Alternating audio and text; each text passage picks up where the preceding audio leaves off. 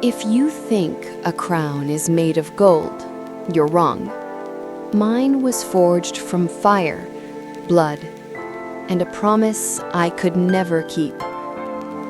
My name is Ilara. I was once a healer's daughter from a small village called Briar Hollow.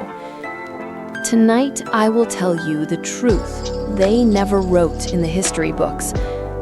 How I saved an entire kingdom, but lost the only man I ever loved.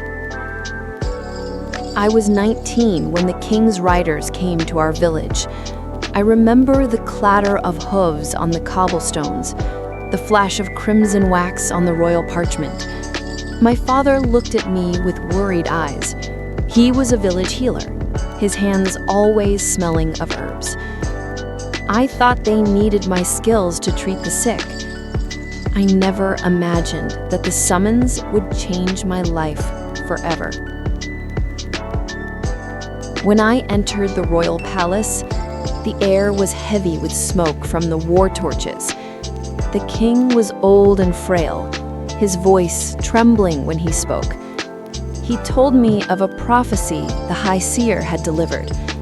The kingdom's savior will be a woman of no noble blood, whose hands can mend both flesh and steel. He believed I was that woman. I wanted to refuse, but I saw despair in his eyes, and somehow I could not walk away. Orelith was dying. To the south, plague spread like black wildfire. To the north, a ruthless warlord was marching with ironclad riders. His name was Kale. They called him Kale the Unyielding, a man with a sword in his hand and snow in his veins. His shadow was the terror of my people. I met him not on the battlefield, but across a war council table.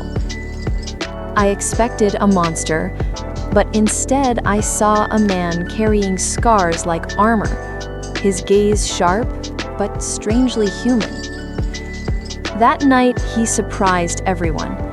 He said he had come for war, but maybe there was a chance for peace. And for the first time in years, the drums of battle fell silent. We forged an uneasy alliance. I healed his wounded men. He guarded my villages from raiders.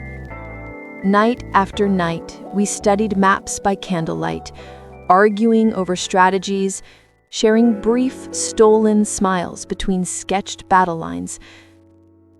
Somewhere in those long hours, the walls around my heart began to crumble. I told myself it was foolish. He was my enemy once, and still a threat to the council who despised him. But feelings don't ask for permission. When the final war came, it was unlike anything I had ever faced. The plague reached our borders just as rebel lords inside Orelith betrayed the crown. The battle raged for 3 days under burning skies. I was in the infirmary, stitching wounds until my fingers bled, whispering prayers that Kale would not be the next broken body they carried in. I remember the moment I looked out through the smoke and saw him on the ramparts, saving a child as the wall collapsed. Our eyes met across the battlefield, and for a heartbeat, I forgot the chaos around us. When it was finally over, Orelith stood, bruised but alive. The people called me the Queen of Ashes and Dawn. We had won the war, but victory has its price. The king, too weak to rule, told me that to keep the kingdom whole, I had to marry a noble lord of Orelith. My heart shattered at his words. I had saved the realm, yet I could not save the love I had found. On the night before the coronation, Kale came to me. We stood on the balcony beneath the pale light of dawn. He said in a voice barely more than a whisper that he had come to fight for peace, but never thought peace would cost him everything. I wanted to tell him to stay, to run away with me, but a crown is a heavy chain. I told him I could not abandon my people, not after all the lives we had saved.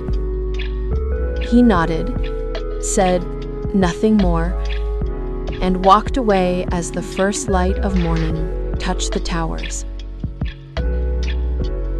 I ruled Arelith for 20 more years. History remembers me as a queen of wisdom, a ruler who healed both the land and its people. But when the minstrels sing of the battles we fought, they do not sing of the man who once stood beside me in the fire. That is why I tell you this story myself. So you will know that it was love, not steel, that saved us.